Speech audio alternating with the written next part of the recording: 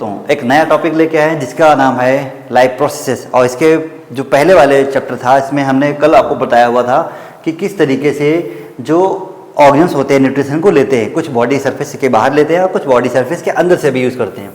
सो अभी हम next topic लेके आए हैं जो कि हमारा नाम है, इसका है न्यूट्रिशन इन ह्यूमन बींग्स में। तो जब भी आप कभी पढ़ोगे न्यूट्रिशन इन ह्यूमन बींग्स के बारे में तो बहुत अच्छी तरीके से आपको चीज़ें समझ में आएंगी, क्योंकि आपके एनसीईआरटी बोर्ड एग्जाम के लिए बहुत ज़रूरी है।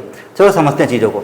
जब भी आप पढ़ोगे ह्यूमन बींग्स के बारे में तो एक ये हमारी जो पूरी बॉडी होती है ये पूरी किस में होती है, एक होलो शेप में। जैसे हम बात करते हैं तो जब भी कभी ह्यूमन की देखोगे एलिमेंट्री कैनाल तो आपको ऐसा दिखेगा रियलिटी में, क्योंकि ऊपर माउथ एंड लोअर साइड पे एनस। तो जब भी हम देखते हैं माउथ टू एनस, ठीक है, ये हमारा एक पूरा एलिमेंट्री कैनाल है। क्या है? Alimentary canal.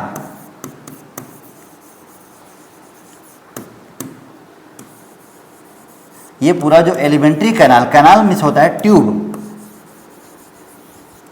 ट्यूब, ठीक है।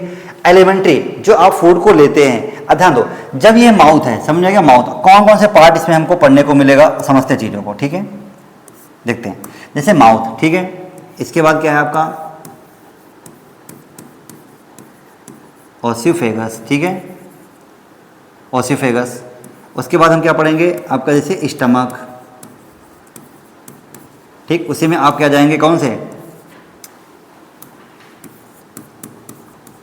लीवर। फिर आप पढ़ोगे गॉल ब्लैडर। फिर आप पढ़ेंगे पैनक्रियास। उसके बाद आप पढ़ेंगे स्मॉल इंटेस्टाइन, स्मॉल इंटेस्टाइन। फिर आप पढ़ेंगे लार्ज इंटेस्टाइन।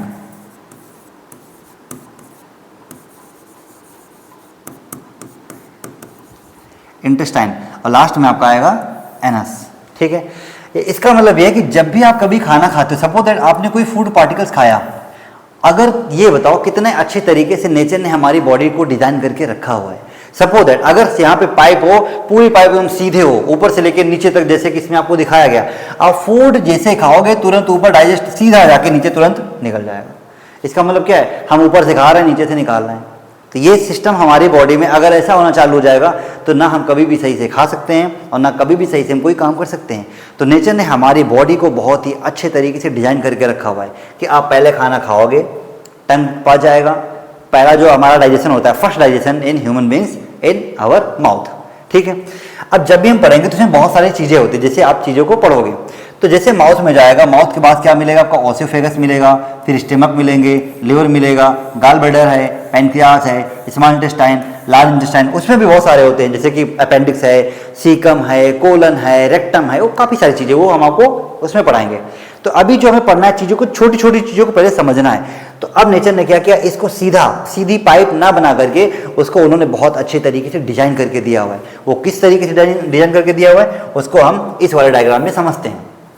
जैसे कि इसकी बात करते हैं, ठीक है, इसमें दिया हुआ क्या क्या चीजें दी गई पहले समझते हैं। जब भी इसमें ध्यान दोगे तो पहले दिया है माउथ को नाम क्या दिया है, बक्कल कैविटी। माउथ का अदर नाम क्या है, बक्कल कैविटी। और ये आपका दिया टंग कैसा था, muscular organs, tongue is a muscular organs, ठीक है ना। उसमें बहुत सारे टेस्ट बर्ड होते हैं, ठीक है। अब ध्यान दो, ये एक पाइप दी गई जिसका नाम है ओसिफेगस, इसे कहते हैं फूड पाइप। क्या कहते हैं, फूड पाइप। समझ में आ गया। अब इसमें रटने का नहीं, क्या चीजें समझ, देखो जब भी कभी एग्जाम में आएगा हम पूरा पैराग्राफ तो नहीं लिख सकते A to Z, हम क्या करें, जो हमें पॉइंट इंपॉर्टेंट है, जैसे माउथ हो गया, ओसिफेगस, हेडिंग बाई हेडिंग करके हम उसके दो तीन लाइन आराम से लिख सकते हैं कि किसका क्या फंक्शन होता है। So in human beings different organs, different type of organs performing different type of functions, okay. अब ध्यान दो, यहां से आकर के आप देखो स्टमक दिया हुआ है जो कि J शेप का होता है,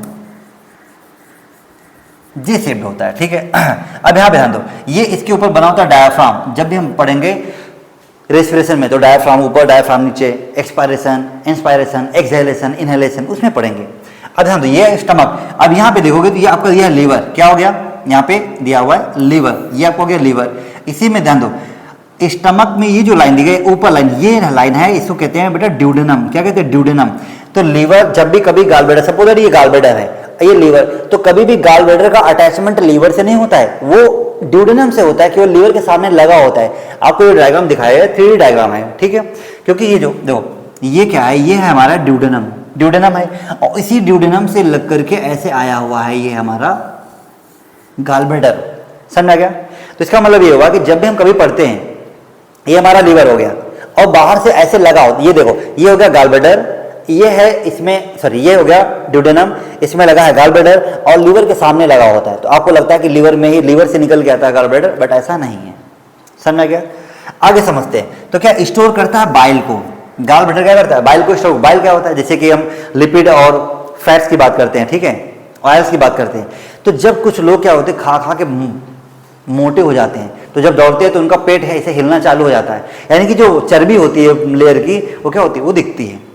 अब क्या होता है, इसमें चीज़ों को समझना है। तो ये जो बाइल होता है, यानी कि जो गाल ब्लैडर है, इसका मेन फंक्शन होता है कि इमल्सिफिकेशन ऑफ फैट, फैट के मोटे मोटे पार्टिकल्स बड़े बड़े पार्टिकल्स हो गए, वो क्या करता है, उसको छोटे छोटे पार्टिकल्स में डिवाइड कर देता है। इससे क्या होता है कि जो इंसान का मोटापन होता है वो नॉर्मल हो जाता है। समझ में आ गया? इमल्सिफिकेशन फैट का मतलब होता है break down of fat into smaller particles. ठीक है, अब समझते हैं। तो बाइल डक्ट हो गया, पेनक्रियास दिया, पेनक्रियास में हम आपको बताएंगे पेनक्रियास क्या, pancreas is a mixocrine gland, why, because it release enzymes and hormones also, ये एंजाइम्स भी रिलीज करेगा और हार्मोन्स दोनों रिलीज करेंगे। ठीक है, अच्छा आप समझते हैं। फिर हमने दिया स्मॉल इंटेस्टाइन, और यहाँ पे दिया हमने लार्ज इंटेस्टाइन, और ये हमने दिया अपेंडिक्स, अपेंडिक्स दिया हुआ यहाँ पे। ठीक है, समझ में आ गया ना? सबका क्या क्या फंक्शन होता है उतना हम पढ़ते हैं, क्योंकि ज़्यादा डिटेल के लिए आपको क्लास 11th का एनसीईआरटी दी है, आप उसमें पढ़ सकते हो, लेकिन अभी आपको उतना पढ़ना है जितना कि आप अच्छे से बोर्ड एग्जाम में करके आप। ठीक है, चलो चीज़ों को समझते हैं। अब जब इतना हमने पढ़ा हुआ है तो स्टार्टिंग हम समझते हैं। जब भी स्टार्टिंग हम देखेंगे न्यूट्रिशन इन ह्यूमन बींग्स के बारे में, चलो समझते हैं। The alimentary canal is basically a long tube. क्या है लॉन्ग ट्यूब? देखो अभी हमने आपको बताया क्या है, long tube extending from mouth to the anus. अभी हमने बताया एक लॉन्ग ट्यूब है जो माउथ से, यानी ये एक लॉन्ग ट्यूब है जो कि माउथ से लेके एनस तक जा रही है। समझ में आएगा? अब जब भी कभी आपने क्लास 6, 7, 8 की 9th की एनसीईआरटी पढ़ी, तो उसमें जब भी कभी आपने ह्यूमन बींग्स के डाइजेशन के बारे में पढ़ा हुआ है, तो कुछ डिफिनेशन दी गई, कुछ हेडलाइंस दी गई, जैसे कि जब भी माउथ में होता है डाइजेशन, उसे कहते हैं, क्या कहते हैं, इंजेशन, इंजेशन। ठीक है, हाँ, जैसे आप पढ़ते हो ना ऐसे करके, तो यहाँ पे आपको मिलेगा इंजेशन, फिर आपका होता है डाइजेशन, फिर आपका होता है एब्जॉर्प्शन, फिर आपका होता है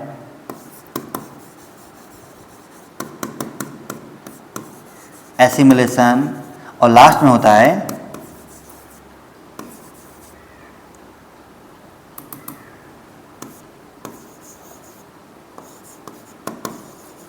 इजेशन। समझा गया ना? इसका इंजेशन मतलब क्या होता है, intake of food. Egestion means release of क्या है, अनडाइजेस्टेड फूड, यानी कि जब हम खाना खाएंगे तो पहला हम खाना कहाँ चबाते हैं, माउथ में चबाते हैं, सलाइवरी ग्लैंड से सलाइवा सीक्रेट होता है। समझा गया ना? उसके बाद कहाँ जाएगा, स्टमक में जाएगा, स्टमक में भी होते हैं एचसीएल होता है जो कि चीज़ों को अच्छे से क्या करता है, डाइजेस्ट कर देता है। फिर कहाँ जाएगा, पेनक्रियास में जाएगा, पेनक्रियास का डिफरेंट फंक्शन होता है। फिर स्मॉल इंटेस्टाइन में जाएगा, स्मॉल इंटेस्टाइन में विली होते हैं, विली सर यानी कि फिंगर लाइक एक्सटेंशंस होते हैं जो कि क्या करते हैं, जो अच्छे ब्लड गुड पार्टिकल्स होते हैं उनको एब्जॉर्ब कर लेते हैं। उसके बाद जो अनडाइजेस्ट फूड हो जाता है कहाँ आता है, लार्ज इंटेस्टाइन में।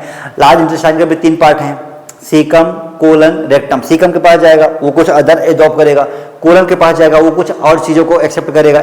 ठीक है, और लास्ट में रेक्टम में कलेक्ट हो जाता है। और जब आपके माइंड में इंफॉर्मेशन जाएगी भैया हमको हल्के होने जाना है, आप आराम से हल्के हो जाओगे। समझ में आ गया ना? तो चलो हम हल्के होते हैं किसमें, इस हेडिंग में देखते हैं। We can see that tube has different part. अभी आपने ध्यान दिया इस ट्यूब में डिफरेंट टाइप के ऑर्गन्स के पार्ट्स के नाम दिए हुए। Various region are specialised to perform different function. अभी हमने आपको बताया कि different type of organs performing different type of functions. ठीक है, what happen to the food once is enter to the body. अगर पहली बार ये कोई फूड अगर बॉडी के अंदर जो फूड दिया है, अगर फूड पहली बार अगर किसी बॉडी के अंदर इंटर हुआ तो क्या होगा उस फूड के साथ, कौन मारेगा, कौन पीटेगा, कौन खाएगा, क्या करेगा, किसका क्या फंक्शन है, समझते हैं। ठीक है, वी शैल डिस्कस दिस अब हम इसको डिस्कस करेंगे। थोड़ा सा एक एक्टिविटी दी गई है कि एक्टिविटी को थोड़ा हम समझ लेते हैं, कभी कभी एग्जाम में आते हैं। ये लिखा है take 1 ml starch solution. 1 ml क्या लेना है हमें? स्टार्च का सोल्यूशन लेना है, ठीक है। 1%। कितना हमने लिया इसका? 1%। 2 टेस्ट ट्यूब लिए, ए एंड बी। ए में ऐड किया सलाइवा टेस्ट ट्यूब ए में, और बी को ऐसे ही, ठीक है। And leave test tube undisturb for 20 to 30 minute.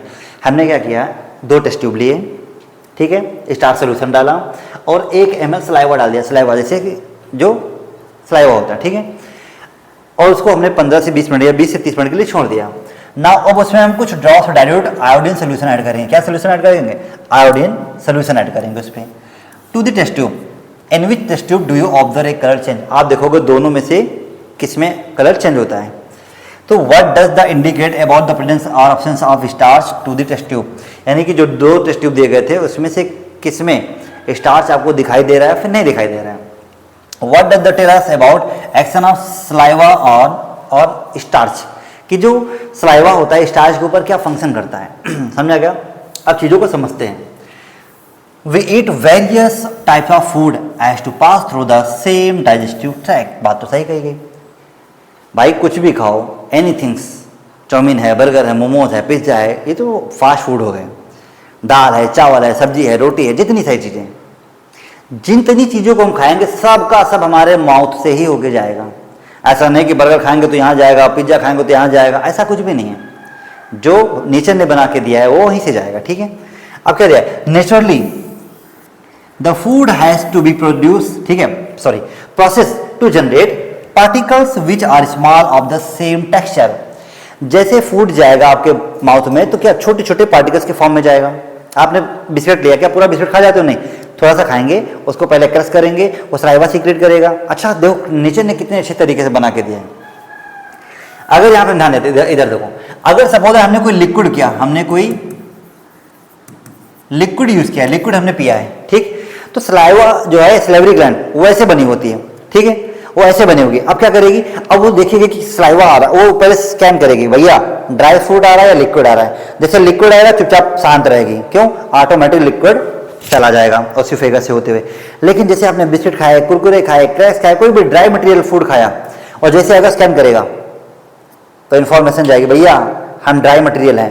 वो कहेगा ड्राई मटेरियल, तो क्या करेगा? सलाइवा सीक्रेट करेगा।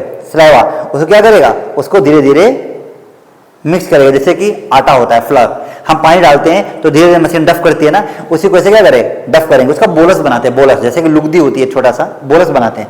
अब वो बोलस क्या हो जाए? आराम से ओसिफेगस से होते हुए चला जाएगा।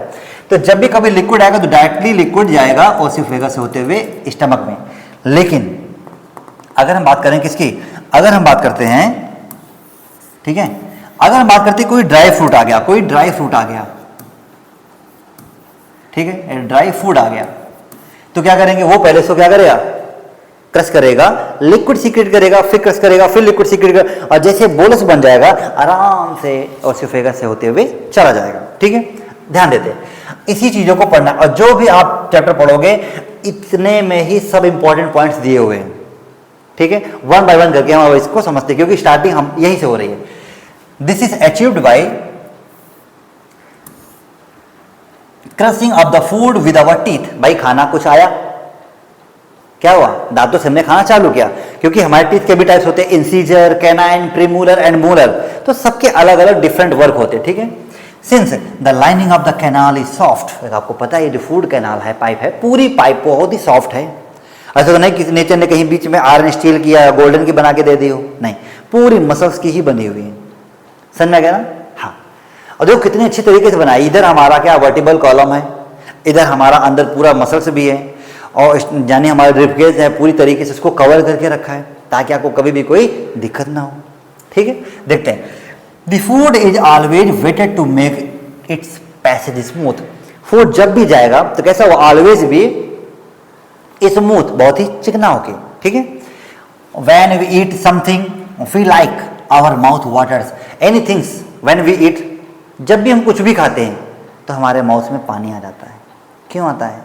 वो रियलिटी में वो वाटर नहीं है, वो क्या? सलाइवा है। This is not actually only water but it is a fluid called saliva. समझ में आ गया? तो यहां से जब भी कोई सीक्रेट करेगा तो क्या करता है? सलाइवा सीक्रेट करेगा। ठीक है, सलाइवा सीक्रेट करेगा। समझ में आ गया? और आगे ध्यान देते हैं, secreted by salivary glands. So salivary gland का मेन फंक्शन क्या है? It secrete saliva. समझ में आ गया? आगे समझते हैं, another aspect of the food we ingest. अभी हमने आपको बताया इंजेशन जैसे होता है, इंजेशन। तो पहला जो फूड होता है उसे इंजेस्ट करते हैं, अंदर जाता है खाना। कॉम्प्लेक्स नेचर, किसके फॉर्म में? कॉम्प्लेक्स। तो पहला कॉम्प्लेक्स होगा, उसको ब्रेक डाउन करके सिंपल फॉर्म में कर देते हैं। समझ में आ गया ना? अब जैसे मान लीजिए आपने कुछ खाया, एनीथिंग, ठीक है, तो जब भी आप कुछ खाते हो तो पूरा कॉम्प्लेक्स होता है, लेकिन जैसे हमारे माउथ में जाता है उसको छोटे छोटे पार्टिकल्स में कर देते हैं, तो कॉम्प्लेक्स को क्या करते हैं? सिंपल फॉर्म में कन्वर्ट कर देते हैं। तो food particles which break down from complex material to simpler material. ठीक है, it is to be absorb from the elementary canal. तो क्या होगा? एलिमेंट्री कैनाल पे वो एब्जॉर्ब होगा, पूरी एलिमेंट्री कैनाल है माउथ में करेंगे। It has to be broken into smaller molecules. अभी हमने आपको बताया क्या है, ये कॉम्प्लेक्स मैच्योर है और ये स्मॉलर मॉलिक्यूल्स। तो कॉम्प्लेक्स मॉलिक्यूल को स्मॉलर मॉलिक्यूल में ब्रेक डाउन कर देते हैं। समझ में आ गया ना? तो जब भी आप पढ़ोगे क्या करते हैं, यानी कि कॉम्प्लेक्स मॉलिक्यूल को ब्रेक डाउन कर देते हैं, किसके फॉर्म में?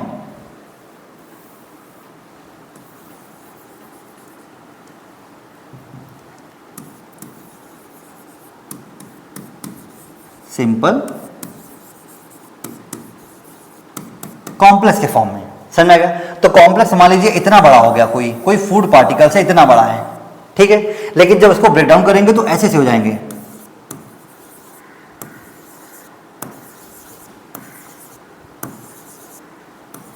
समझ में आ गया ना? तो कॉम्प्लेक्स को सिंपल फॉर्म में ब्रेक डाउन कर दिया गया। ठीक है, वही इन्होंने इसको इसमें इतना एक्सप्लेन किया हुआ है। अब चीजें समझते हैं क्या क्या इसमें दिया हुआ है। ठीक है, देखो अभी लिखा है this is done with the help of biological catalyst called enzymes. तो एंजाइम्स क्या है? अंडरलाइन कर लीजिएगा, बायोलॉजिकल कैटलिस्ट। जब भी आप कभी एंजाइम्स के बारे में पढ़ोगे, एंजाइम्स क्या होते हैं? ठीक है, एंजाइम्स क्या होते हैं?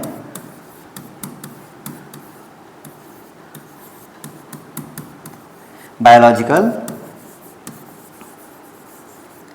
कैटलिस्ट। ठीक है, एंजाइम्स क्या है? Biological catalyst.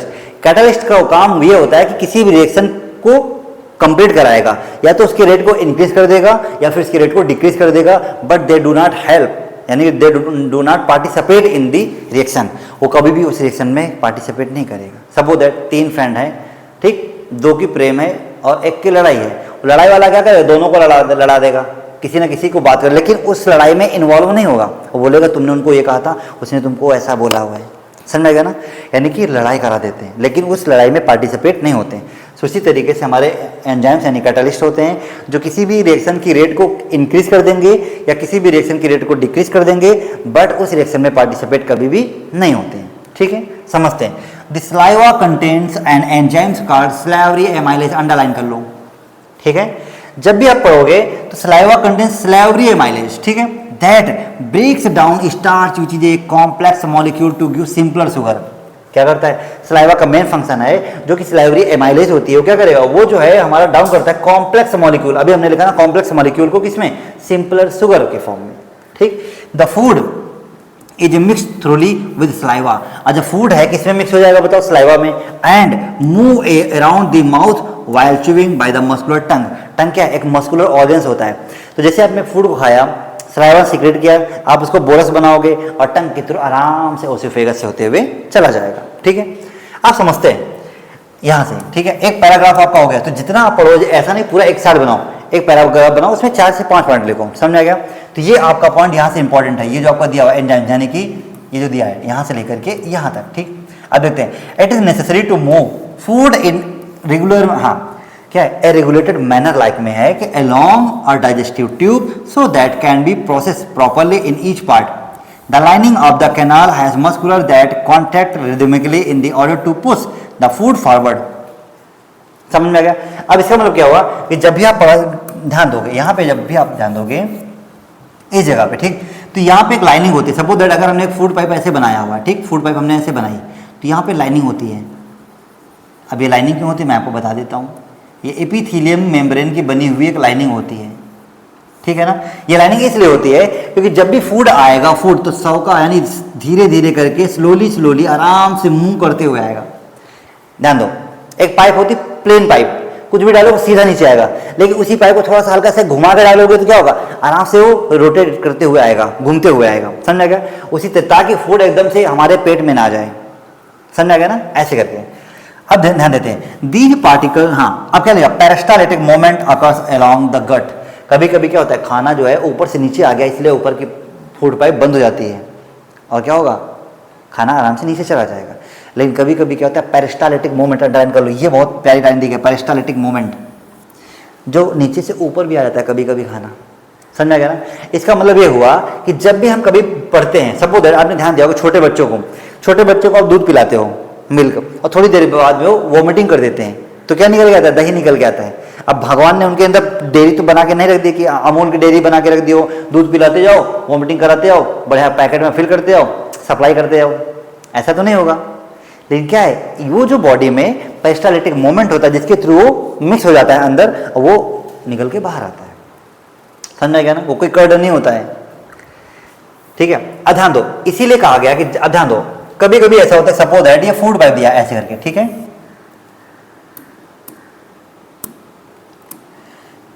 ये दिया है ऐसे करके फूड पाइप, और इस फूड पाइप में यहां पे लाइनिंग होती है ऐसे करके,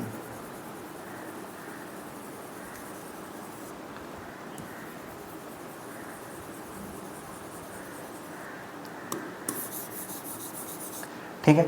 अब यहां पे लाइनिंग होती है, समझा गया? अब ध्यान दो, और यहां से एक चीज और ऐसे हम करते हैं, एक ऐसे हम और पाइप बनाते हैं। क्यों बनाने जा रहा हूं, समझो। क्योंकि ये जो है हमारा है फूड पाइप, क्या है, फूड पाइप, जिसे हम कहते हैं ओसियोफेगस। और इस साइड में एक पाइप है जिसे कहते हैं विंड पाइप। क्या कहते हैं, विंड पाइप, जिसे कहते हैं ट्रैकिया।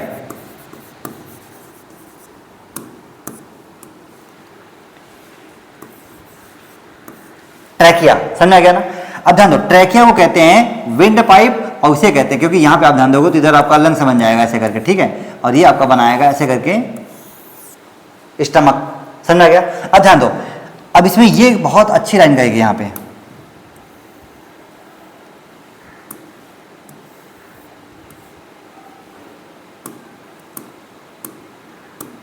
देखो। अब यहां पे एक ऐसा लीफ लाइक स्ट्रक्चर बना होगा ऐसे करके, ठीक है, इसे कहते हैं हम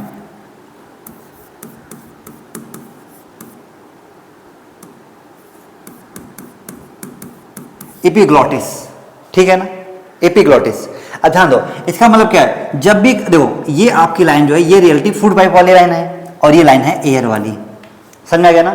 और यहां पे आपका ऐसे करके क्या बना हुआ है, ये पूरा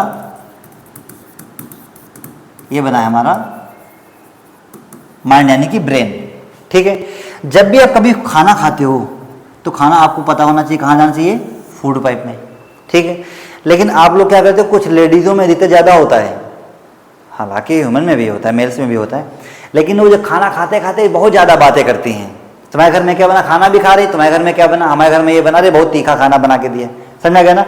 तो खाना खाते खाते बातें भी कर रहे हैं। इसका मतलब ये है कि जब भी कभी भी फूड, ध्यान दो, जब भी कभी भी फूड जाना चाहिए था फूड पाइप में और तुम बातें करने लगे हो, तो जो एपिग्लॉटिस है यानी कि माइंड है वो भूल जाएगा कि तुम खाना खा रहे हो कि एयर ले रहे हो, ठीक है। वो क्या करेगा, जो फूड जाना चाहिए था फूड पाइप में, अब ये पूरी तरीके से इसने क्या किया, इसने जो है पूरी तरीके से बंद कर दिया किसको, फूड पाइप को। अब जब फूड पाइप पूरी तरीके से बंद हो गया तो बताओ खाना कहाँ जाएगा, ये खाना सीधा जाएगा विंड पाइप में, जाएगा कि नहीं जाएगा? क्योंकि देखो ऐसे फूड पाइप बना हुआ है, अब उसने क्या किया, फूड पाइप को बंद कर दिया। अब उसको ये नहीं पता चल पा रहा है कि फूड जो है फूड पाइप में जाना चाहिए कि विंड पाइप में, जबकि ऐसे बना हुआ है। ये पाइपलाइन हो गई फूड पाइप की, ये हो गई विंड पाइप की। अब फूड जाना चाहिए फूड पाइप में, ठीक है, समझा गया ना? तो उसने क्या किया, जो विंड वाला बंद था उसने क्या कर दिया, फूड को बंद कर दिया, और फूड चला गया विंड पाइप में। और जैसे फूड गया विंड पाइप में, ये कहेगा ससुरा हमारे घर में आ रहा है, वो नीचे धक्का मारेगा, समझा गया? तो नीचे से पुश करेगा, समझेगा ना, जिसको आपको हिचकी आती है, हिचकी यानी हिकअप बोलते हैं, हिकअप, समझेगा ना। इसका मतलब यह है कि जब भी आपको हिकअप आती है तो आप हमेशा ऊपर होते हो, हिकअप में कभी नीचे नहीं होता इंसान, हिकअप में ऊपर होता है, समझ में आ गया।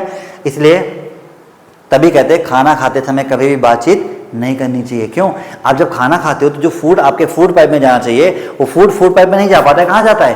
विंड पाइप में। और जब विंड पाइप में जाएगा तो क्या होता है, यानी कि आपको प्रॉब्लम होती है, हिचकी आती है, समझ गया ना। कभी कभी तो दिक्कत भी होने लगती है। इसलिए बोलते हैं कि खाना खाते समय कभी भी बातचीत नहीं करनी चाहिए, समझ गया ना। तो ये कहानी थी उसकी, फूड पाइप में किस तरीके से खाना जाता है, थोड़ा सा आपको समझाने के लिए बताया हुआ। नहीं, लोग बोलते हैं कि तुमने कुछ चुरा के खाया इसलिए तुम्हें हिचकी आ रही है, तुम्हें कोई याद कर रहा है इसलिए हिचकी आ रही है, याद नहीं कर रहा है, तुम परपंच लगा के बैठे हो, बात कर रहे हो, इसलिए हिचकी आती है, समझा गया। चलो समझते हैं, ठीक है। फ्रॉम माउथ, अब स्टार्टिंग करते हैं माउथ से। The food is taken to the stomach, अब फूड कहाँ हमने लिया? स्टमक में लिया, ठीक है। थ्रू दी फूड पाइप के थ्रू आया, फूड पाइप के थ्रू फूड आया कि नहीं आया बताओ? फूड पाइप के थ्रू आया ना फूड, हाँ। अब समझते हैं, या फिर इसे कहते हैं ओसियोफेगस। The stomach is a large organ which expand when food inter it, एक बड़ा सा जे शेप ऑर्गन होता है जिसमें फूड आके इंटर कर जाता है। अब समझ में आ रहा है, ठीक है। The muscular wall of the stomach, stomach की जो वॉल है ना, पूरी वॉल कैसी? मस्कुलर लाइक में, मस्कुलर वॉल है। Help in mixing of food थ्रूली the more digestive juice, जैसे बहुत ज़्यादा डाइजेस्टिव जूस होता है जिसमें अच्छे से करते रहते हैं। कभी कभी बोन्स का पार्टिकल भी चला जाता है, कुछ लोग जैसे मछली या कुछ मीट खाते हैं तो बोन्स का छोटा सा पार्टिकल भी चला जाता है, वो स्कैन करेगा, भाई क्या गया, तुरंत वो क्या HCl सीक्रेट करेगा। HCl क्या सीक्रेट करता है? HCl सीक्रेट करता है, हाइड्रोक्लोरिक एसिड, जो कि क्या करता है? उस हार्डेस्ट पार्टिकल्स को भी डाइजेस्ट कर देते हैं, समझ में गया। अभी आगे दिया हुआ बताएंगे। The digestion in stomach is taken care of by gastric glands, और गैस्ट्रिक ग्लैंड्स में क्या होता है अभी आपको बताएंगे। जबकि लिखा है present in the wall of stomach, तो स्टमक की वॉल में क्या होता है? गैस्ट्रिक ग्लैंड्स होते हैं, और these glands release hydrochloric acid, hydrochloric acid को रिलीज करेंगे, और क्या करेंगे? ए प्रोटीन डाइजेस्टिंग एंजाइम, अंडरलाइन करो क्या है? प्रोटीन डाइजेस्टिंग एंजाइम जिसे कहते हैं पेप्सिन, प्रोटीन डाइजेस्टिंग एंजाइम जिसे कहते हैं पेप्सिन, समझ आ रहा है। तो ध्यान दो, डाइजेशन क्या है आपने पढ़ा, प्रेजेंट होता है स्टमक में, गैस्ट्रिक ग्लैंड्स होती है जो कि HCl को सीक्रेट करती है। प्रोटीन जो डाइजेस्टिंग एंजाइम है किसको करता है? पेप्सिन को। तो प्रोटीन को डाइजेस्ट करने वाला एंजाइम जिसका नाम है पेप्सिन, एंड म्यूकस, ठीक है। तो क्या करोगे? जैसे यहाँ पे लिखा है, ठीक है, पेप्सिन क्या करेगा? प्रोटीन को, तो यहाँ पे आप लिखोगे प्रोटीन, ठीक है। इसको डाइजेस्ट कौन करेगा? पेप्सिन। तो यहाँ पे क्या काम करता है? पेप्सिन, ठीक है, किसमें? एंड म्यूकस में, म्यूकस में। यानी प्रोटीन में क्या होगा?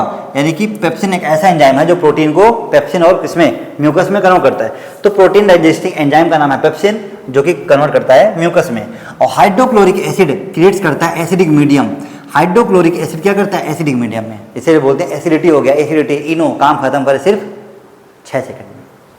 तो which facilitate the action of the enzyme pepsin, ठीक है, जो पेप्सिन उसमें काम कर रहा है उसी को क्या करता है? फैसिलिटेट करता है। What other function do you think the serve as the acid? और भी क्या फंक्शन होते हैं एसिड के बारे में अगर आप सोचते हो? The mucus protect the inner lining of the stomach from the action of acid under normal condition. जो म्यूकस होता है, म्यूकस का मेन फंक्शन क्या होता है? म्यूकस का मेन फंक्शन होता है कि हमारे स्टमक के अंदर, ठीक है, जो कुछ भी लाइनिंग, इनर लाइनिंग होती है, कभी कभी इनर लाइनिंग खराब ना हो इसलिए उसको अच्छे से प्रोटेक्ट करता है, पूरा स्मूथ करता है ताकि फूड आएगा। कभी कभी मान लो इनर लाइनिंग एकदम ड्राई हो गई, फूड पता लगा चिपक गया तो दिक्कत हो जाती है, और वो एकदम स्मूथ रहेगा तो आराम से खिसकता हुआ चला जाएगा स्लिप करते हुए, ठीक है। So we have often heard adult complaining about acidity, इसीलिए बोलते हैं एसिडिटी हो गया, पेट में दर्द होने लगा, एसिडिटी, तो क्या करते हैं? इनो मंगाते हैं, काम खत्म करते हैं सिर्फ 6 सेकंड में। तो can this be related to what has been discuss above, और हम इसको समझते हैं, ठीक। और रियलिटी में अब जब यहाँ से पढ़ना चालू करोगे, ये आपका दिया हुआ है बेस्ट पॉइंट जिसमें हम चीज़ों को पढ़ते हैं और समझते हैं, समझ में आ गया। चलो देखते हैं। The exist of food from stomach, food अब स्टमक से बाहर जाएगा, ठीक है। It regulated by inspector muscles which release in the small amounts of into the small intestine. अगर इस डायग्राम में देखोगे, अब देखो इस डायग्राम में क्या दिया हुआ है इसको समझते हैं, ठीक है। इस डायग्राम में अभी ये फूड गया स्टमक से कहाँ पे? स्मॉल इंटेस्टाइन में, समझ में गया। तो स्मॉल इंटेस्टाइन के बीच में भी ड्यूडेनम भी है, पेनक्रियाज भी, उसको भी हम आपको बताएंगे। अब जैसे स्मॉल इंटेस्टाइन में जाएगा तो ये स्मॉल इंटेस्टाइन, यहाँ पे ये स्मॉल इंटेस्टाइन दिख रही है, जो आपको दिख रही है ना, ये स्मॉल इंटेस्टाइन ऐसे करके, ये स्मॉल इंटेस्टाइन नाम है स्मॉल इंटेस्टाइन, बट रियलिटी में है लार्ज, समझ गया ना, क्योंकि इसका वॉल्यूम होता है कम और ये होती है लंबी, कम से कम 5 to 7 मीटर, ठीक है। तो ये आपका दिया हुआ है। अब इसके बाद जो अभी आपकी लाइन दिया है, फ्रॉम स्टमक से लेकर के the food now enter the small intestine. अब इस स्टमक से लेकर के फूड कहाँ पे गया, स्मॉल इंटेस्टाइन में। अंडरलाइन करो, this is the longest part of the elementary canal. Question आ जाए, in which of the following, क्या है the longest part of the elementary canal, option stomach, liver, small intestine या लार्ज इंटेस्टाइन। तो क्या लिखोगे, स्मॉल इंटेस्टाइन, ठीक है। Which is fitted into compact space because extensive coiling, क्यों, क्योंकि जब भी आप पढ़ते हो तो उसमें ऐसे कॉइलिंग बनी होती है, कॉइलिंग करके, समझ में गया ना, coiling. The length of small intestine differ in various animals depending on the food they eat. इसका मतलब ये कहा गया कि जब भी आप पढ़ोगे स्मॉल इंटेस्टाइन के बारे में, ठीक है, तो उसमें क्या होता है कि जो फूड पार्टिकल्स होते हैं, ठीक है, फूड पार्टिकल जो भी होते हैं, अब ये डिपेंड करता है कि किस एनिमल का बॉडी शेप कैसा है। अगर कोई गोट है, बकरी है, तो थोड़ा खाना खाएगी, कोई फैलो है या एलिफेंट है तो ज़्यादा खाना खाएंगे, क्योंकि डिपेंड करता है कि उनका एलिमेंट्री कैनाल यानी कि जो स्मॉल इंटेस्टाइन है वो कितना बड़ा है, ठीक है। अब ध्यान दो, ये लाइन अभी हमने आपको बताया था, herbivorous eating grass need a longer small intestine to allow the cellulose to be digested. ये लाइन अंडरलाइन कर लो। क्या दिया हुआ है कि जब भी हम पढ़ते हैं हर्बीवोरस के बारे में, तो हर्बीवोरस क्या होते हैं, those animals which can eat only grasses, वो एनिमल्स जो केवल ग्रासेस खाते हैं, घास खाते हैं, ठीक है, छोटे छोटे प्लांट्स खाते हैं, उन्हें कहते हैं हर्बीवोरस। तो हर्बीवोरस जब भी खाएंगे, क्योंकि उनको पता है कि उनकी बॉडी में सेलुलोज का डाइजेशन हो जाता है, ह्यूमन की बॉडी में सेलुलोज का डाइजेशन नहीं हो पाता है, तो क्या सेलुलोज टू बी डाइजेस्टेड, तो कैसा होता है, लॉन्गर स्मॉल इंटेस्टाइन, यानी कि जो एनिमल क्या खाते हैं, घास खाते हैं, उनका पेट बड़ा होता है नहीं होता है, और जो एनिमल मीट खाते हैं, मांस खाते हैं, उनका पेट छोटा होता है कि नहीं होता है। और ह्यूमन क्या है, दोनों है, यानी कि मीट भी खाता है और क्या होता है, घास भी खाता है। घास बोले तो जो हमारे वेजिटेबल्स होते हैं, घास का मतलब ये नहीं ग्रास खा ले, वेजिटेबल्स, समझा गया ना, कोरिएंडर है, पालक है, बहुत सारी चीज़ें हैं, समझा गया। अब इसका मतलब ये कहा गया कि ह्यूमन में ऐसा क्या होता है, जबकि ह्यूमन बींग्स का देखोगे कुछ लोगों का पेट छोटा होता है, कुछ लोगों का पेट बड़ा होता है, समझा गया ना। तो छोटे भी होते हैं और वो बड़े भी होते हैं, क्यों, ओमनिवोरस होते हैं। So those living beings which can eat both herbivores and carnivorous also, यानी कि जो एनिमल्स हार्बीवोरस को भी खाएं और कार्निवोरस को भी खाएं, उसे कहते हैं ओमनिवोरस, समझा गया। तो जितने भी लिविंग बींग्स, जितने भी एनिमल्स ग्रास खाते हैं, उनका पेट बड़ा होता है, क्यों, उनकी जो स्मॉल इंटेस्टाइन होती है काफ़ी लंबी होती है, बड़ी होती है, बड़ी मतलब नहीं, लंबी होती है, ठीक है। और जो जैसे टाइगर, लायन, लेपर्ड, इनको देखा होगा, ठीक है, ये खाने के बाद इनका रेस्पिरेशन खूब तेज चलता रहता है, क्यों, ये खाते हैं मीट, और मीट खाने में इनको डाइजेशन में टाइम लगता है, समझ गया, इसलिए इनका पेट होता है छोटा। और ह्यूमंस में देखो, किसी का पेट छोटा होता है, किसी का पेट बड़ा होता है, क्यों, वो दोनों खाते हैं, समझ गया। तो क्या, meat is easier to digest, meat क्या होता है, जल्दी डाइजेस्ट होता है, इसलिए Hence carnivores like tigers have shorter small intestine, समझ गया ना। तो जिसका फूड जल्दी डाइजेस्ट हो जाता है, मीट जल्दी डाइजेस्ट होता है, तो कैसा हो जाएगा, छोटा भगवान ने बना के दिया हुआ है, समझ गया। अब देखते हैं स्मॉल इंटेस्टाइन की बात करते हैं, जिसमें आपने भी यहाँ पे देखा हुआ है स्मॉल इंटेस्टाइन, ठीक है। तो ये जो आपका पार्ट दिया हुआ है, इस पार्ट को अगर आप यहाँ पे ध्यान दोगे, तो ये जो पार्ट आपका बना दिया हुआ, ठीक है, ये जो पार्ट बना हुआ, ये यहाँ से लेकर के ये जो पार्ट आप देख रहे हो, ये पार्ट, ठीक है, ये पार्ट, ये पूरा दिया हुआ है आपका स्मॉल इंटेस्टाइन के बारे में, ठीक है, स्मॉल इंटेस्टाइन ऐसे करके आपको दिया हुआ है स्मॉल इंटेस्टाइन।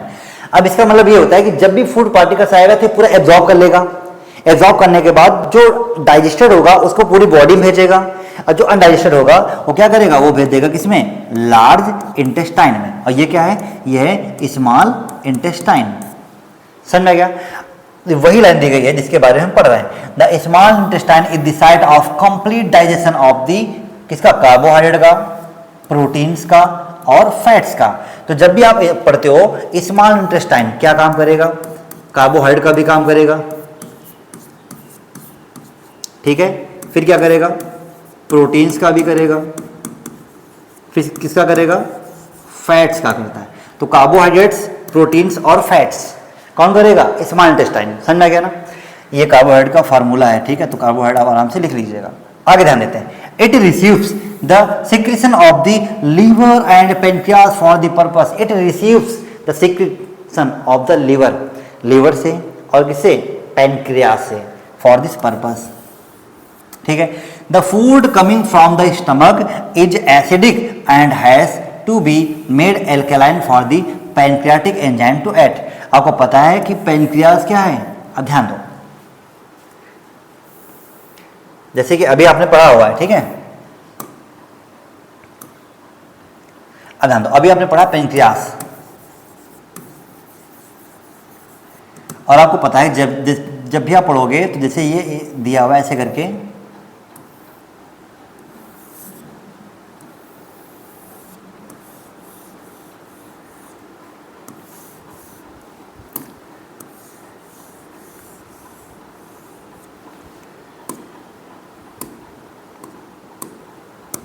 ध्यान देते हैं यहाँ पे,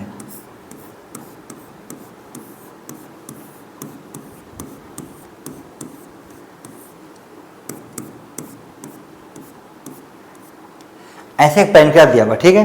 अब पैनक्रियास में ध्यान दो, पैनक्रियास में अभी हमने क्या पढ़ा, पैनक्रियाटिक जूस होता है, ठीक है।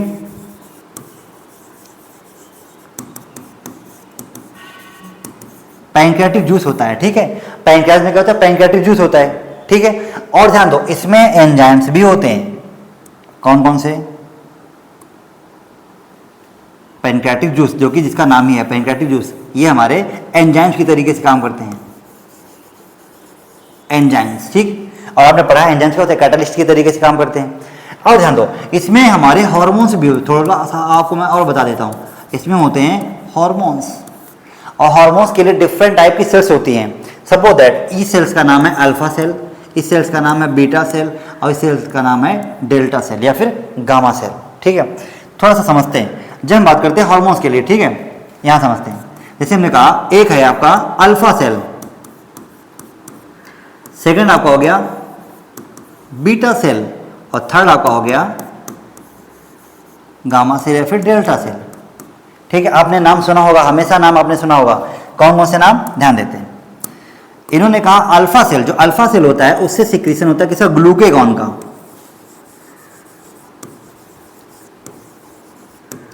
Alpha cell which secrete glucagon hormones, okay. So now here beta cell which secrete insulin hormones. जो डायबिटिक के पेशेंट होते हैं उनमें इंसुलिन का लेवल ज्यादा बढ़ गया तो ब्लड में ग्लूकोज का लेवल ज्यादा बढ़ जाता है, ठीक है, उसका किसका, ग्लूकोज का, तो इंसुलिन हो गया।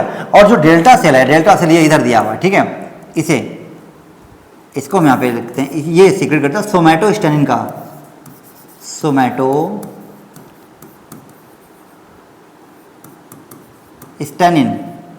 ठीक है, सोमैटोस्टेनिन। समझ आ गया, alpha cell glucagon, beta cell insulin, और ये उसका। इसका मतलब यह है कि जब भी कभी भी किसी भी ग्लैंड में एंजाइम्स और हार्मोन्स, हार्मोन्स क्या होते हैं, केमिकल मैसेंजर होते हैं, जब भी कभी भी किसी भी ग्लैंड्स में हार्मोन्स और एंजाइम दोनों सीक्रेट होने लगे, वो भी एक ग्लैंड है, उसे कहते हैं मिक्सोक्राइन ग्लैंड। क्या कहते हैं,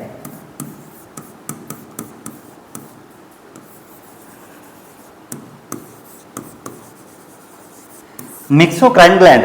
समझ गया ना, आपने पढ़ा होगा एंडोक्राइन ग्लैंड, एक, ठीक है, एक्सोक्राइन ग्लैंड और मिक्सोक्राइन ग्लैंड, इसका मतलब एंजाइम्स में और हार्मोन्स। समझ में गया ना, हाँ, थोड़ा आगे समझते हैं। Bile juice from liver a complete line addition of acting on fat. Underline कर लो इस वाली चीज पे, बाइल जूस क्या होता है, ठीक है। तो बाइल जूस कहां, फ्रॉम द लिवर से, ये क्या करता है, एक्टिंग ऑन फैट, फैट के ऊपर एक्शन करता है, किसके लिए, fats are present in the intestine from the large globule. तो जो फैट होता है कहां पे होता है, इंटेस्टाइन में। अच्छा ये बताओ, अधिकतर लोग जो मोटे हो जाते हैं उनके पेट के बगल में चर्बी निकल के आ जाती है, आती नहीं आती है, और दौड़ते हैं तो ऐसा लगता है वो ना, उनके पेट के साइड को वो जंपिंग जपाक जंपक जंपक करने लगता है। समझ में आ गया ना। तो यानी कि जो हमारा स्टमक है इसके नीचे इंटेस्टाइन है, तो जो इंटेस्टाइन है उसकी इनर लाइनिंग में फैट के ग्लोब्यूल्स हो जाते हैं, छोटे छोटे बबल्स हो जाते हैं जो फूल जाते हैं, ठीक है। तो लीवर क्या करता है, उसको सिक्रेट करता है ताकि वो अच्छे से वहां पे डिजोल्व हो जाए, ठीक है। Which makes difficult for enzymes to act them, अगर वो ज़्यादा ग्लोब्यूल्स हो जाएंगे तो जो हमारे एंजाइम्स काम करे वो सही से काम नहीं कर पाएंगे। तो ग्लोब्यूल्स को पहले खत्म करते, भैया तुम नीचे चले हो चुपचाप, वो नीचे आ गए, आराम से उन्होंने सीक्रेट कर दिया और अच्छे से फंक्शन हो गया। तो बाइल अंडरलाइन करो, bile salt breaks them down into smaller globules increasing efficiency of enzyme action. समझा गया ना। देखो उसने वही लग गई, अगर ग्लोब्यूल्स बढ़ जाएंगे तो हमारा एंजाइम काम नहीं कर पाएगा, तो ग्लोब्यूल्स को हम धीरे धीरे कम कर देंगे और एंजाइम हमारा अच्छे से काम करना चालू कर देगा। समझ में गया। तो this is similar to emulsifying action of soap on dirt we have learn about in chapter number 4, जैसे आपने पढ़ा सोपनिफिकेशन। सोपनिफिकेशन समझ आ गया ना। उसमें क्या होते हैं, चैप्टर में आपने ध्यान दिया होगा, तो इसमें इसका मतलब यह है कि जब आपने चैप्टर में ध्यान दिया होगा, जैसे कपड़े होते हैं, कपड़े में डस्ट लगी है, आपने रिन साबुन से साफ कर दिया, तुरंत ही डस्ट खत्म हो गई, ठीक। उसी तरीके से बाइल क्या करता है, जैसे फैट है तो बाइल जूस सीक्रेट करेगा और जो फैट होता है ना, फैट के ग्लोब्यूल्स धीरे धीरे ब्रेक डाउन हो जाएंगे, जैसे कपड़े से डस्ट हट जाती है, उसी तरीके से इंटेस्टाइन की जो इनर लाइनिंग में फैट के ग्लोब्यूल्स होते हैं वो फैट के ग्लोब्यूल्स भी डाइजेस्ट हो जाएंगे। समझ में आ गया ना, हट जाते हैं, वहां से खत्म हो जाते हैं। The pancreas secret pancreatic juice, ये देखो भी हमने आपको बताया, विच कंटेन्स एंजाइम्स लाइक, कौन कौन से एंजाइम्स हैं, trypsin for digesting protein and, ठीक है, किसके लिए, प्रोटीन्स के लिए, अंडरलाइन कर लो। अब जैसे आपने जस्ट पढ़ा हुआ क्या, पैंक्रियाटिक जूस आपने पढ़ा हुआ, ठीक है, पैंक्रियाटिक जूस। इस पैंक्रियाटिक जूस को हम यहां पे ऐसे समझा देते हैं पॉइंट नंबर 1 करके। इन्होंने पहला नाम दिया ट्रिप्सिन, ट्रिप्सिन नाम दिया, ठीक है। ट्रिप्सिन क्या करेगा, वो काम करता है डाइजेस्टिंग प्रोटीन, किसको डाइजेस्ट करेगा, प्रोटीन को डाइजेस्ट करता है। उसने किसको डाइजेस्ट किया, प्रोटीन्स को, ठीक है। आगे ध्यान देते हैं, and lipase for breaking down emulsified fats. तो जब भी आप यहां पे लिखोगे सेकेंड टाइम, ये एंजाइम्स हैं, तो यहां पे लिखोगे लाइपेज, ये किसको करता है,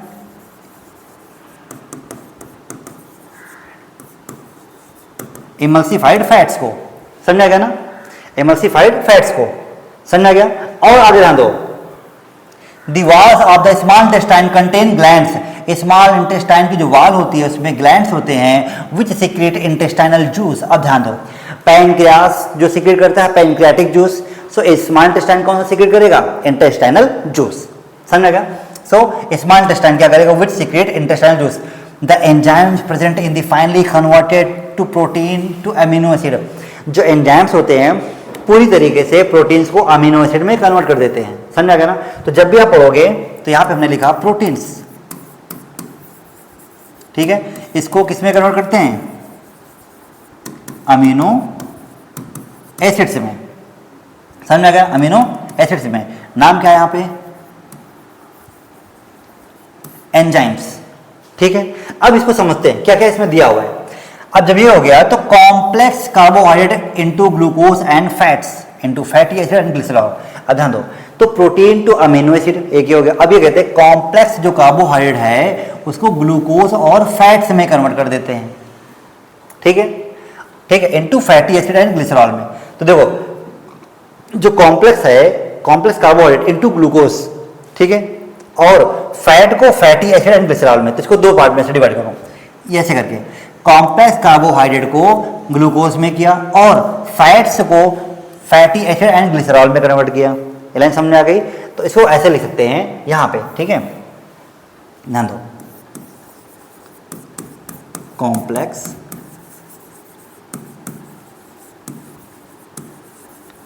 कार्बोहाइड्रेट, ठीक है, किसमें कन्वर्ट किया, जब भी हम पढ़ेंगे कॉम्प्लेक्स कार्बोहाइड्रेट को इन्होंने किया किसमें, ग्लूकोज में, तो आप यहां पे लिखोगे ग्लूकोज में, और फैट को किया फैटी एसिड्स एंड ग्लिसरॉल में। समझ में गया।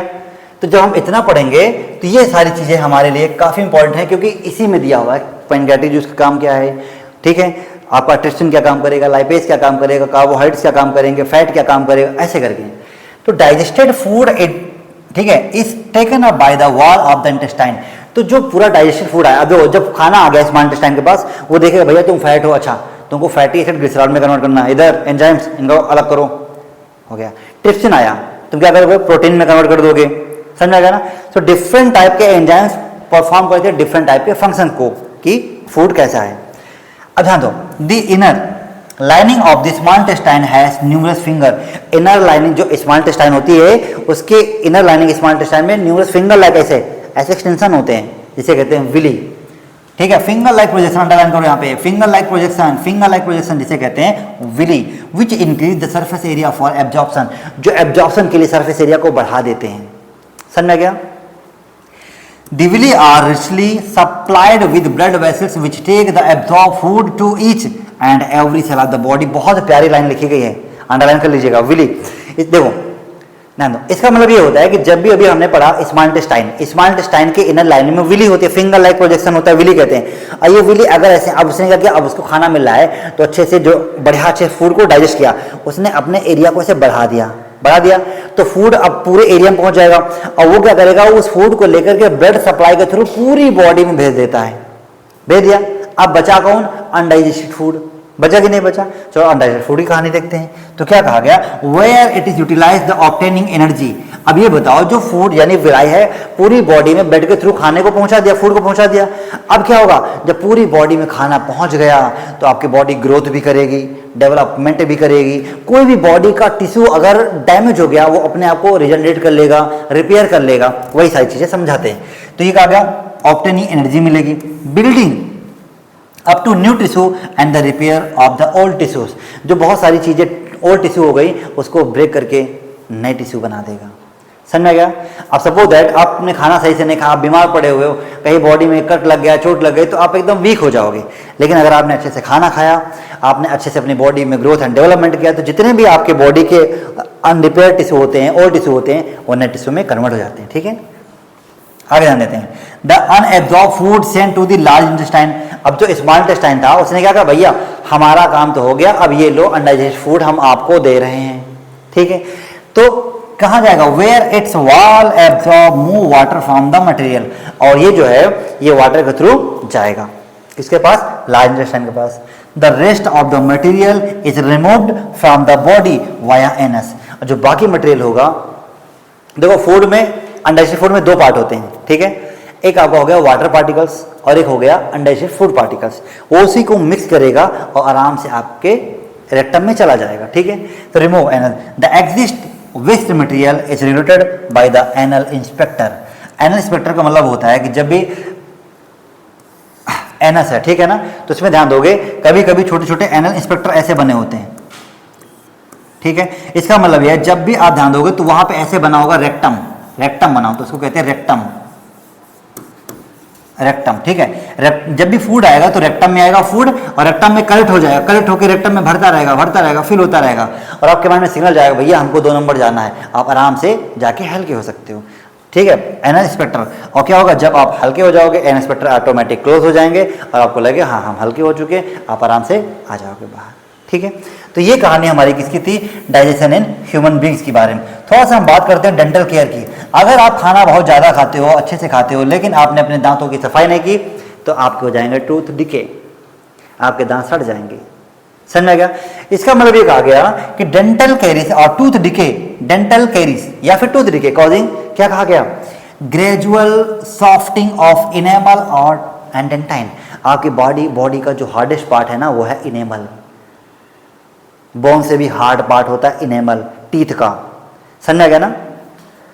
It beings when bacteria acting on the sugar produce acid softness और डीमिनरलाइज द इनेमल। अब इसी कहानी क्या, हमने खाना खाया और क्या किया, खाना जो है हमारे दांतों के बीच में फंस गया, या इनेमल, जैसे आप ध्यान दोगे, अगर ऐसे आपने ध्यान दिया होगा,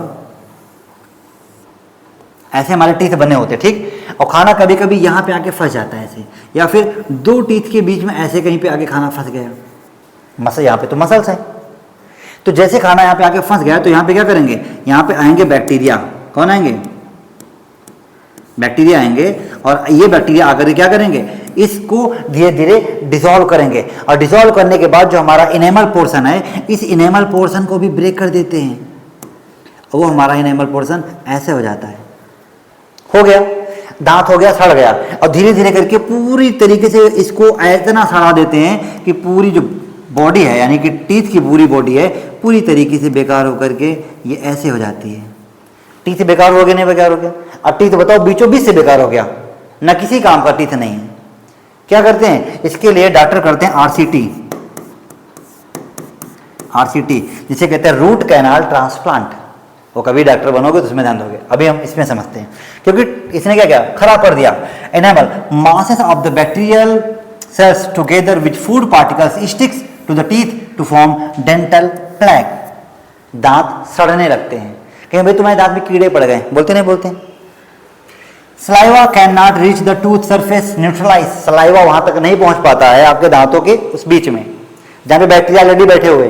तो क्या the acid as plaque covers the teeth. पूरी तरीके से एसिड पूरे टीथ को कवर कर लेगा।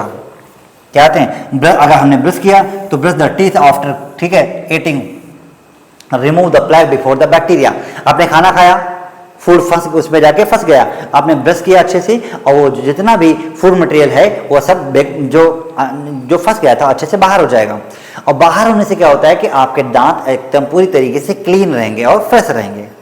ठीक है, सो बिफोर बैक्टीरिया के एंटर करने से पहले, ठीक है, द अनट्रीटेड, अब क्या लिखा? माइक्रो ऑर्गेनिजम्स में बी इन्वेड द पल्प, ठीक है, कॉजिंग इन्फ्लामेशन एंड इन्फेक्शन। तो यहाँ पे क्या होता है? दांतों में प्लग आ जाते हैं। पल्प मतलब होता है कि दांत पूरी तरीके से सड़ने लगते हैं, ठीक है ना, या उससे एक म्यूकस लाइक सीक्रेट होने लगता है। ठीक है, इसका मतलब यह है कि अगर आपने खाना सही से नहीं खाया तो या आपने खाना अच्छे से खाया, ब्रशिंग सही से नहीं की, तो वहाँ पे फूड फंस जाएगा, स्टोर हो जाएगा टीथ के बीच में, और बैक्टीरिया आ जाएंगे, जो कि बैक्टीरिया क्या करते हैं? उसको धीरे धीरे स्पॉइल कर देते हैं, सड़ा देते हैं। लेकिन अगर सलाइवा वहाँ पे सीक्रेट किया या अच्छे से आपने ब्रशिंग की और वो सब बाहर चले गए, तो आपके दांत हमेशा अच्छे से फ्रेश रहेंगे। ओके, सो ये आपका दिया हुआ है कि सिर्फ सुबह खाना खाने से पहले आपको ब्रश करने का, और इवनिंग नाइट में आपको डिनर करने के बाद में आपको ब्रश करना बहुत ही जरूरी है। तो ये हमारे बॉडी के हेल्थ के लिए बहुत अच्छा है और हमारे सिस्टम के लिए भी अच्छा है। सो आई होप आपको ये चैप्टर थोड़ा सा समझ में आया होगा। सो नेक्स्ट चैप्टर जब भी हम पढ़ेंगे रेस्पिरेशन के बारे में, हम आपको नए टॉपिक में पढ़ाएंगे। तब तक के लिए आप अच्छे से पढ़िए, चीज़ों को समझिए। कहीं कोई दिक्कत हो फिर से आप कमेंट बॉक्स में कमेंट लिख के भेज सकते हो। अगर आपको ये टॉपिक अच्छा लगे तो आपके एक बार इसको जोरदार से लाइक करके, सब्सक्राइब करके और थंब का बटन खूब तेज से दबा करके कीजिए, ताकि लोगों को और अच्छा, और शेयर करना बिल्कुल मत भूलिएगा। तब तक के लिए आपको नमस्कार, जय हिंद, जय भारत।